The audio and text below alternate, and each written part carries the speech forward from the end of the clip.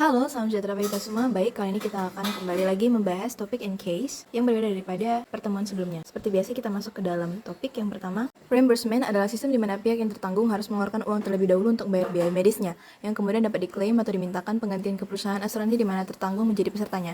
Kemudian, dalam pengajuan klaim atas penggantian biaya dari proses perawatan dan pengobatan tersebut, terdapat dua opsi yang dapat dilakukan oleh konsumen, yaitu yang pertama ada digital based claim, yaitu salah satu bentuknya konsumen dapat mengajukan klaim melalui aplikasi di smartphone. Yang kedua ada paper-based claim, merupakan opsi penggantian uang konsumen, yaitu dengan mengirimkan dokumen dan bukti-bukti transaksi atas biaya pengobatan dan perawatan ditanggung oleh konsumen secara fisik atau hard copy ke kantor perusahaan asuransi kesehatan terkait. Kemudian terdapat jenis-jenis reimbursement, yaitu yang pertama asuransi, dua pajak, dan yang ketiga adalah legal.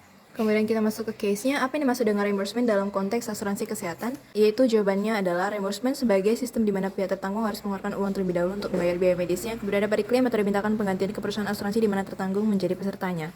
Dua, salah satu opsi pengajuan klaim reimbursement yang memanfaatkan perkembangan informasi teknologi untuk mempermudah konsumen adalah B. Digital based claim, sesuai dari materi yang telah dijelaskan tadi.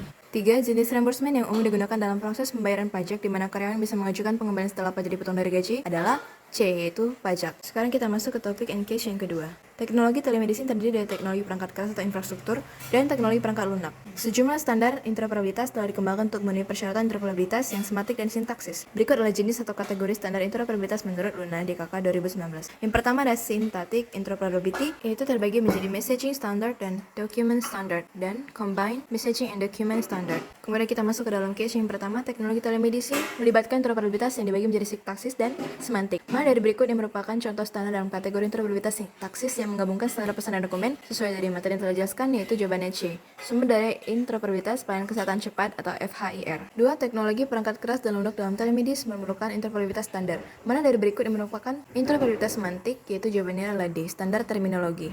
3. Dalam kategori interoperabilitas sintaksis, standar pesan terkait dengan proses pertukaran data. Apa yang menjadi fokus utama dari standar ini? Jawabannya adalah B. Instruksi atau spesifikasi berdasarkan sintaksis, format, elemen data, dan struktur. Kemudian kita masuk ke topik and case yang ketiga.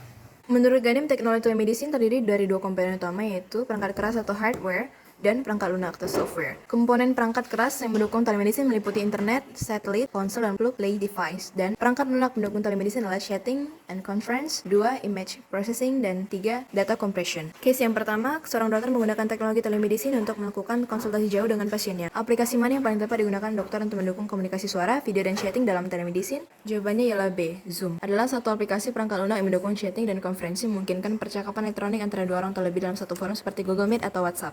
2. Sebuah klinik baru mempersiapkan beberapa perangkat yang akan dipakai untuk menunjang komunikasi jarak jauh. Perangkat tersebut meliputi telepon seluler, laptop, dan perangkat pendukung jaringan internet. Mana yang termasuk perangkat keras digunakan dalam teknologi telemedicine? Jawabannya adalah B. Ralat, telepon seluler, atau ponsel. 3. Tim teknologi informasi menggunakan teknik tertentu untuk memperkecil ukuran file citra sehingga dapat dikirim lebih efisien tanpa kehilangan detail penting. Apa fungsi utama teknik kompresi data dalam perangkat lunak telemedicine? Ralat lagi, mohon maaf. Jawabannya adalah B. Mengubah data berukuran besar menjadi lebih kecil tanpa menghilangkan informasi. Baik, sekian dari penjelasan mengenai topik and case, dan ini adalah source atau sumber yang saya kutip untuk membuat materi tersebut. Dan sekian, terima kasih.